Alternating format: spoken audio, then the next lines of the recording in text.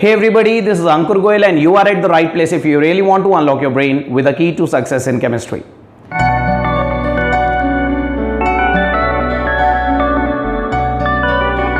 Students, in our previous video session we discussed about the Rutherford's atomic model और इस model में हमें Rutherford ने यह बताया कि एटम एक स्फेरिकल ऑब्जेक्ट होता है with a centrally located positively charged core और उस सेंट्रली लोकेटेड कोर को रदरफोर्ड ने नेम न्यूक्लियस दिया. And he asserted that nucleus contained all the positive charge and most of the mass of an atom. And he also assumed कि उसी centrally located nucleus के around negatively charged electrons at very high speed in circular path revolve करते रहते हैं. But unfortunately students, even this Rutherford's model was very soon discarded because it stood in contradiction with the Maxwell's electromagnetic theory. Maxwell's theory जिसने हमें ये बताया कि जब भी कोई चार्ज पार्टिकल मोशन में होता है तो वो कॉन्टिन्यूसली एनर्जी रेडिएट करता है. अब रदरफोर्ड के एटॉमिक मॉडल में भी रदरफोर्ड ने ये कंसिडर करा था कि electron is a charge particle which is in continuous motion around the nucleus. और अगर इलेक्ट्रॉन भी एक चार्ज पार्टिकल है जो न्यूक्लियस के अराउंड कॉन्टिन्यूस मोशन में है तो फिर electron in a state of acceleration होगा. और अगर electron in a state of acceleration होगा तो इलेक्ट्रॉन कॉन्टिन्यूसली एनर्जी रिलीज करेगा and in that case electron की एनर्जी कम होती जाएगी और इलेक्ट्रॉन अल्टीमेटली एक स्पाइरल पाथ फॉलो करता हुआ with in a fraction of second nucleus पे लैंड कर जाएगा और अगर ऐसा हुआ तो एटम कोलैप्स हो जाना चाहिए. सो बेसिकली रदरफोर्ड्स के एटॉमिक मॉडल का मेन फेलियर ये था कि Rutherford was unable to justify the stability of his atom. अब स्टूडेंट्स ये याद रखिएगा कि after the failure of the Rutherford's model the next atomic model was presented by Niels Bohr in 1930. But before we actually start discussing that Bohr's atomic model we need to understand the concept that led to the development of the Bohr's model. हमें पहले ये समझना होगा कि ऐसे क्या concepts थे, ऐसी क्या theories थी जिन्होंने Bohr's atomic model के लिए एक foundation ले करी.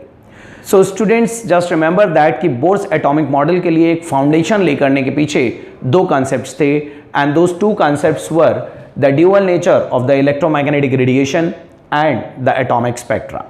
So before we actually start discussing the Bohr's model, we need to clear these two concepts first. और स्टूडेंट्स याद रखिएगा अपने नेक्स्ट अपकमिंग 2 या 3 वीडियोस में हम इन्हीं दोनों टॉपिक्स को अच्छी तरह डिस्कस करेंगे and once we are thoroughly cleared with these two topics thereafter we will proceed with the Bohr's atomic model. So students आज की क्लास में इस dual nature of electromagnetic radiation का कंसेप्ट समझने की कोशिश करते हैं. Students, the nature of light has always kept puzzled many scientists since many centuries. बहुत सेंचुरी से लाइट की नेचर ने साइंटिस्ट के माइंड को puzzled रखा है because the scientists were unable to ascertain it clearly whether a light is a particle or as a wave. Students, ये याद रखिए कि we as a general human being doesn't care कि whether a light is a particle or a wave, but in a scientific word it has a lot of meaning and it is needed to be known whether a light is a particle or a wave. So students light की इस nature को determine करने के लिए बहुत सारे scientist ने बहुत इंटेंस रिसर्च करी and it all started in the early 17th century. जहाँ एक तरफ अर्ली 17th सेंचुरी में आइजैक न्यूटन और डेस्करेट्स जैसे साइंटिस्ट ने लाइट की पार्टिकल नेचर पे स्ट्रेस दिया और उन्होंने ये बताया कि light is made up of extremely small tiny particles called corpuscles and they introduce the corpuscular theory of light. वहीं दूसरी तरफ अर्ली 19th सेंचुरी में अगस्टिन फ्रेंसेल और क्रिस्टियन ह्यूगेंस जैसे साइंटिस्ट ने लाइट की वेव नेचर पे स्ट्रेस दिया and they regarded light as a transverse wave which propagate perpendicular to the path of its propagation. So students याद रखिए कि साइंटिफिक वर्ड में light has always been a mystery to various scientists. कुछ scientist का जहाँ ये मानना था कि लाइट एक पार्टिकल नेचर एग्जिबिट करती है, वहीं दूसरे कुछ साइंटिस्ट का ये हमेशा मानना रहा कि लाइट एक वेव नेचर एग्जिबिट करती है. But students, amid the confusion of this light and wave, light के रिगार्डिंग बहुत इंपॉर्टेंट थ्योरी सामने आई 1865 में which was proposed by James Clerk Maxwell.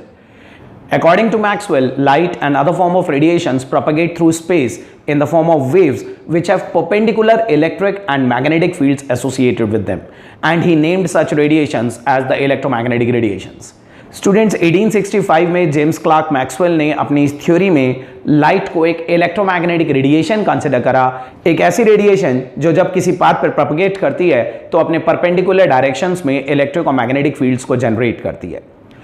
Students, इस कंसेप्ट को समझने के लिए let us first understand the meaning of a wave. Just imagine कीजिए students that if we throw a stone in the pond then we see the ripples are being generated that originate from the center and that spreads outward. So students, just like these water waves, any wave can be defined as a continuous disturbance in space that generate from some vibrating source and that spread outwards, that travel outwards. So wave एक ऐसी continuous disturbance है जो एक source of vibration से generate होती है और वो outward की तरफ travel करती है. अब what do we actually mean by the electromagnetic radiation, ये समझते हैं. Students, you all know कि wave propagates in a fluctuating manner like this. Wave एक फ्लक्चुएटिंग मैनर में प्रोपगेट करती है and if this direction of propagation is x axis, तो Maxwell का यह मानना था कि अगर कोई भी लाइट या रेडिएशन एक्स एक्सिस के अलोंग प्रोपगेट करती है तो along the Y axis and the perpendicular Z axis उसके पास इलेक्ट्रिक और मैग्नेटिक फील्ड्स भी एसोसिएटेड होती हैं. You can see the clear concept in this particular visualization. इसमें आप देख सकते हैं कि जिस डायरेक्शन में एक रेडिएशन प्रोपगेट करती है उसके परपेंडिकुलर डायरेक्शंस में उसके पास electric and magnetic fields associated होती हैं, और कोई भी ऐसी radiations which have perpendicular electric and magnetic fields associated with it are called the electromagnetic waves और in short the EM waves. अब स्टूडेंट मैक्सवेल ने हमें इन इलेक्ट्रोमैग्नेटिक रेडिएशंस की तीन बहुत इंपॉर्टेंट कैरेक्टरिस्टिक्स भी बताई. The three very important characteristics of the electromagnetic radiations are, firstly, all electromagnetic radiations have perpendicular electric and magnetic fields associated with them. ये मैं आपको ऑलरेडी बता चुका हूं कि electromagnetic radiations वो होती हैं which have perpendicular electric and magnetic fields associated with them. The second characteristic of an electromagnetic wave is that कि all electromagnetic wave travels with the velocity of light in vacuum. अगर कोई भी electromagnetic radiation vacuum में travel कर रही है, बिना किसी मीडियम के ट्रेवल कर रही है, तो it will always travel with the speed of light, that is 3 × 10⁸ metre per second. And the third very important characteristic of electromagnetic waves is that कि they do not require any medium for their propagation. Electromagnetic waves को कोई medium की जरूरत नहीं होती propagation में, although they can propagate through a medium, but अगर कोई medium नहीं भी होगा, they need to travel in vacuum, तो भी वो आराम से propagate कर सकती हैं. So student, once again let me tell you the three characteristics of electromagnetic radiations. पहली कैरेक्टरिस्टिक ये याद रखिएगा कि जितनी भी इलेक्ट्रोमैग्नेटिक वेव्स होती हैं they always have perpendicular electric and magnetic fields associated with them. और ये भी याद रखिए कि ये इलेक्ट्रिक और मैग्नेटिक फील्ड एक दूसरे के साथ तो परपेंडिकुलर होती ही हैं, but these electric and magnetic fields are also perpendicular to the path of the propagation of the wave. जिस पाथ में वेव प्रोपगेट कर रही है उसके भी परपेंडिकुलर होती हैं इलेक्ट्रिक और मैग्नेटिक फील्ड. यानी कि electric field, magnetic field and the path of propagation, all these three things are perpendicular to each other. अगर इसमें से कोई एक एक्स एक्सिस के अलोंग लाई करता है तो दूसरा वाई एक्सिस के और तीसरा जेड एक्सिस के अलोंग लाई करेगा. The second characteristic is that कि जितनी भी electromagnetic wave radiations होती हैं they always travel with the velocity of light in vacuum. और तीसरी प्रॉपर्टी मैंने आपको बताई कि they do not require any medium for their propagation, वो वैक्यूम में से भी ट्रेवल कर सकती हैं. So after studying these three characteristics of electromagnetic waves, let us now discuss some important characteristics of a wave. ये याद रखिए students, there are 5 important parameters which define a wave completely. एक वेव की nature को completely define करने के लिए, एक वेव की नेचर को कंप्लीटली समझने के लिए ऐसे 5 पैरामीटर्स होते हैं जो वेव के बारे में हमें उसकी कैरेक्टरिस्टिक्स बताते हैं. And those 5 parameters are wavelength, frequency, velocity, wave number and amplitude. Let us discuss these 5 parameters one by one. First of all let us discuss the meaning of wavelength. But before we actually start discussing the wavelength, students, you should know the meaning of crest and trough. आपको पता है कि wave इस तरह से fluctuate करते हुए propagate करती है. हाफ द टाइम वो एक्सेस के ऊपर रहती है और हाफ द टाइम वो एक्सेस के नीचे रहती है. तो ये याद रखिएगा, these displacement of the wave above the axis are called crest and this depth of the wave below the axis are called trough. तो ये क्रेस्ट है, ये ट्रफ है, ये क्रेस्ट है, ये ट्रफ है and so on. So when you know the meaning of crest and trough, let us now discuss the meaning of the first parameter, wavelength. A wavelength may be simply defined as the distance between two consecutive crests or two consecutive troughs. Students, as you can see in this visualization, a wavelength is represented clearly. दो consecutive crest या दो consecutive troughs के बीच का जो distance होता है, that is called a wavelength, and this wavelength is represented by a symbol lambda. और इसको मेजर करने की common units होती हैं angstrom, picometer या nanometer. 1 angstrom is 10⁻⁻10 meter, 1 picometer is 10⁻⁻12 meter, and 1 nanometer is 10⁻⁻9 meter. So I hope आपको ये पहला पैरामीटर क्लियर है, wavelength. Wavelength is the distance between the two consecutive crest और the two consecutive troughs. The second parameter is frequency. Frequency याद रखिएगा student, frequency is the number of waves passing through a point in 1 second. जब कोई wave propagate करती है तो एक particular point से कितने क्रेस्ट और कितने ट्रफ एक सेकेंड में पास ऑन हो जाते हैं, that is called the frequency. और ये याद रखिए कि frequency is inversely related to wavelength. Wavelength जितनी बड़ी होगी फ्रीक्वेंसी उतनी कम होगी। ये याद रखिए, जितने बड़े बड़े क्रेस्ट और ट्रफ बनेंगे उतना ज्यादा टाइम लगेगा कंप्लीट वेव्स को एक पर्टिकुलर पॉइंट से पास ऑन करने में। जस्ट इमेजिन कीजिए कि एक वेव इस तरह से ट्रेवल कर रही है, these are the crest and trough of a particular wave, और वहीं दूसरी वेव इस तरह से ट्रेवल कर रही है। तो जिस वेव के छोटे छोटे क्रेस्ट और ट्रफ होंगे, जिसकी वेवलेंथ कम होगी, वो एक पर्टिकुलर पॉइंट से ज्यादा नंबर ऑफ वेव्स पास कर जाएंगी एक सेकेंड में। और स्टूडेंट याद रखिए, इस फ्रीक्वेंसी को हम सिंबल न्यू से रिप्रेजेंट करते हैं। दिस सिंबल इज न्यू, ये वी जैसा सिंबल होता है, इसे ऊपर से थोड़ा सा राउंड कर देते हैं और इसकी प्रोनाउंसिएशन होती है न्यू। सो फ्रीक्वेंसी को न्यू से रिप्रेजेंट करते हैं, जिस तरह से मैंने आपको बताया वेवलेंथ को लैम्डा से रिप्रेजेंट करते हैं। Frequency is represented by nu, और फ्रीक्वेंसी की कॉमनली यूज्ड यूनिट होती है हर्ट्ज। और ये याद रखिए student, 1 hertz is known as 1 cycle per second. 1 hertz को 1 साइकिल पर सेकेंड भी कहते हैं। तो आई होप आपको फ्रीक्वेंसी क्लियर है। Frequency is the number of waves passing through a point in 1 second. Now the third parameter, the third characteristic of a wave is velocity. Velocity का एक simple mathematical meaning है student. Velocity को wave की terms में हम simply define कर सकते हैं कि it is the distance travelled by a wave in 1 second. और ये याद रखिए, वैसे तो वेलोसिटी को कुछ जगह v से भी रेफर करा जाता है, लेकिन क्योंकि हम इस सेगमेंट में इलेक्ट्रोमैग्नेटिक रेडिएशंस की बात कर रहे हैं और ये सभी electromagnetic radiations velocity of light से ट्रेवल करती हैं, इसलिए हम इलेक्ट्रोमैग्नेटिक रेडिएशंस के केस में वेलोसिटी को c से रेफर करते हैं। So velocity is the third parameter. Velocity को c से रेफर करा जाता है and it is the distance travelled by a wave in 1 second. अब स्टूडेंट, अब तक जो मैंने आपको 3 पैरामीटर्स बताए, वेलोसिटी, फ्रीक्वेंसी और वेवलेंथ, उन तीनों के बीच में एक रिलेशनशिप भी याद रखिएगा। ये हमेशा याद रखिएगा, this frequency nu is equal to c by lambda. ये मैं आपको ऑलरेडी बता चुका हूं कि फ्रीक्वेंसी और वेवलेंथ इनवर्सली रिलेटेड होते हैं। जितनी छोटी छोटी वेवलेंथ्स होंगी उतनी ज्यादा फ्रीक्वेंसी होगी।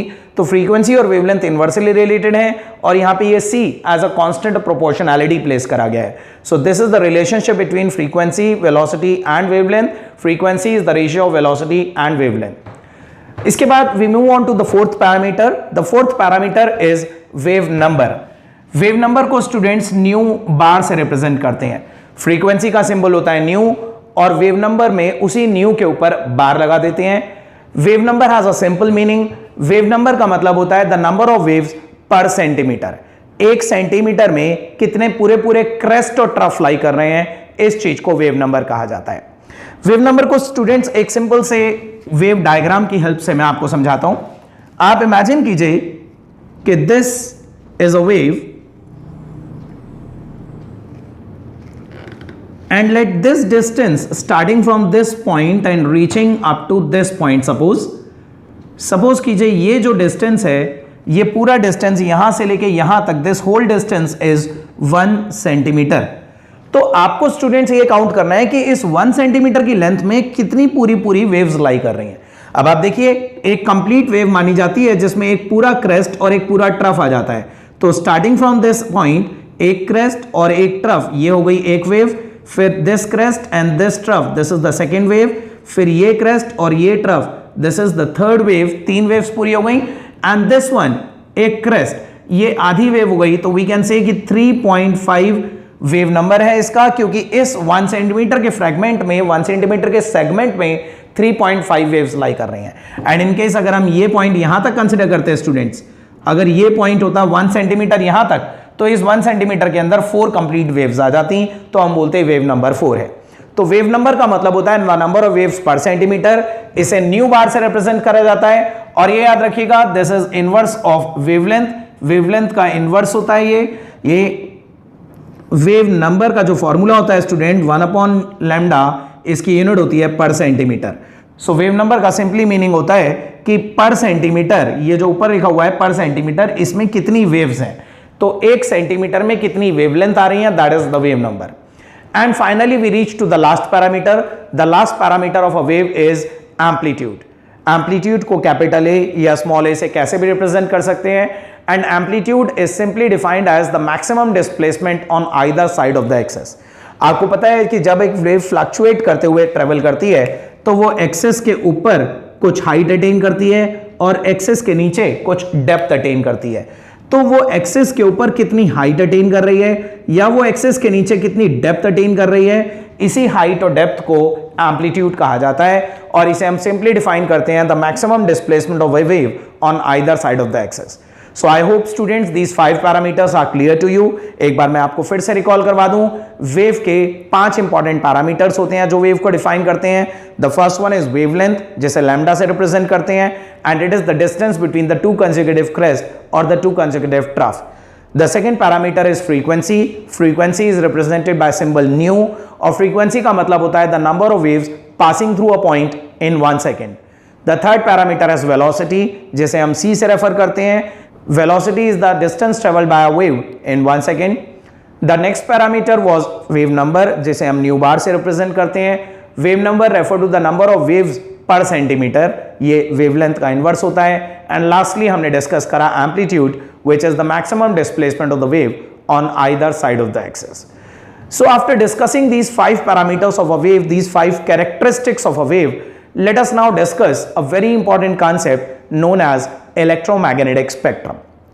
Students, मैंने आपको बताया कि जितनी भी electromagnetic radiations होती हैं, यानी कि जितनी भी ऐसी radiations होती हैं जो जिस पाथ में वो propagate करती हैं उसके परपेंडिकुलर पाथ में उनके साथ इलेक्ट्रिक और मैग्नेटिक फील्ड्स एसोसिएटेड होती हैं, ऐसी सारी electromagnetic radiations velocity of light से ट्रेवल करती हैं। जितनी भी इलेक्ट्रोमैग्नेटिक रेडिएशंस होती हैं इनकी वेलोसिटी तो बराबर होती है, लेकिन इन सब की वेवलेंथ और फ्रीक्वेंसी अलग अलग होती है। और अगर हम इन्हीं सारी इलेक्ट्रोमैग्नेटिक रेडिएशंस को in order of their increasing wavelength और डिक्रीजिंग फ्रीक्वेंसी अरेंज कर दें तो जो एक सीक्वेंशियल पैटर्न हमें मिलेगा उसे हम कहेंगे electromagnetic spectrum. So electromagnetic spectrum may be simply defined as the arrangement of all the electromagnetic waves in order of their increasing wavelength or decreasing frequency. इसी electromagnetic spectrum का एक sequence आप इस slide में देख सकते हैं student. As you can see in this slide, इस electromagnetic sequence में सबसे पहले लाई करती हैं cosmic rays। Cosmic rays जिनकी wavelength सबसे कम होती है, nearly 10⁻18 मीटर की रेंज में, उससे थोड़ी हायर wavelength पे लाई करती हैं gamma rays with 10⁻14 metre of wavelength. Then at higher wavelength होती हैं एक्स रेज। एक्स रेज के बाद आती हैं अल्ट्रावायलेट रेज। अल्ट्रावायलेट रेज के बाद आप देख सकते हैं सेक्शन में विजिबल रेज आपको नजर आ रही हैं। विजिबल रेज के बाद infrared radiations, thereafter microwaves और हाईएस्ट वेवलेंथ पे होती हैं students radio waves. Radio waves की इनफैक्ट इतनी हाई वेवलेंथ होती है, इतने बड़े बड़े क्रेस्ट और ट्रफ होती हैं कि इनकी लेंथ किलोमीटर्स तक मेजर करी जा सकती है। और बिकॉज ये इतनी बड़ी होती हैं, इनकी वेवलेंथ किलोमीटर्स तक लाई कर सकती हैं, दैट इज वाई यही रीजन है कि रेडियो वेव्स रेडियो स्टेशन से जनरेट होके हमारे घरों तक पहुंच जाती है। So students, this arrangement of all the electromagnetic radiations from lower wavelength to higher wavelength in order of their increasing wavelength or decreasing frequency is called an electromagnetic spectrum. And जैसा कि आप देख सकते हैं कि इसमें अल्ट्रावायलेट और infrared reason के बीच में लाई करने वाला जो रीजन है that is the visible region, उसी विजिबल रीजन को यहां पे एक्सपेंड करके दिखाया गया है। इस विजिबल रीजन की जो वेवलेंथ की रेंज होती है दैट स्प्रेड्स रफली between the 4000 angstrom to 8000 angstrom. Students याद रखिएगा यही रेंज है 4000 एंगस्ट्रॉम से लेके 8000 एंगस्ट्रॉम तक की रेंज जो हम अपनी आईज से परसीव कर सकते हैं। हमारे आगे से अगर इंफ्रारेड रेज या अल्ट्रावायलेट रेज या कॉस्मिक रेज या माइक्रोवेव्स निकल जाए तो हमें नजर नहीं आएंगी, लेकिन लाइट रेज जब भी हमारी आंखों के आगे से निकलेंगी तो हमें नजर आएंगी, क्योंकि हमारी आईज की परसीविंग एबिलिटी इसी रेंज में लाई करती है 4000 angstrom to 8000 angstrom. 4000 angstrom lowest wavelength पे वॉयलेट रेडिएशंस लाई करती हैं और 8000 एंगस्ट्रॉम जैसी हाईएस्ट वेवलेंथ पर रेड रेडिएशन लाई करती है। सो हमारी आईज के थ्रू परसीव करे जाने वाली इन रेडिएशंस में से, इन कलर्स में से आप देख सकते हैं, क्योंकि रेड कलर की वेवलेंथ सबसे ज्यादा होती है, इसीलिए रेड कलर सिग्नल्स के लिए यूज करा जाता है।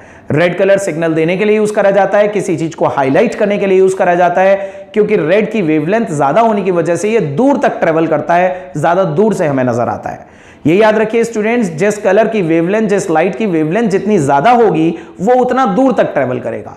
अगर हम किसी को वॉयलेट कलर का सिग्नल देंगे तो वॉयलेट कलर की वेवलेंथ कम होने की वजह से कुछ दूर जाने के बाद ही वॉयलेट कलर नजर आना बंद हो जाएगा, लेकिन रेड कलर की वेवलेंथ ज्यादा होने की वजह से रेड कलर दूर तक नजर आता है। So student, this was all about the electromagnetic spectrum and the Maxwell's electromagnetic theory. आपने देखा कि मैक्सवेल्स के इस इलेक्ट्रोमैग्नेटिक थ्योरी में हमने लाइट की वेव नेचर को डिस्कस करा और मैक्सवेल्स की इस इलेक्ट्रोमैग्नेटिक थ्योरी ने सक्सेसफुली एक्सप्लेन करे इंटरफेरेंस और डिफ्रैक्शन जैसे पैटर्न्स। लेकिन वहीं पे कुछ ऐसे भी कॉन्सेप्ट्स थे जो ये classical wave theory of Maxwell explain करने में फेल हो गई, and those two very important phenomenon which were not satisfied by this classical wave theory were the photoelectric effect and the black body radiation. Black body radiation और photoelectric effect जैसे ऐसे दो phenomenon थे जो ये classical wave theory of James Clerk Maxwell describe नहीं कर पाई। उन्हीं दो फिनोमिनॉन को डिस्कस करेंगे हम अपने नेक्स्ट वीडियो सेशन में। So we will finally wrap up today's video session at this point only. In our next upcoming video session we would be discussing the photoelectric effect and the black body radiation. Till then, have a good day. Thank you.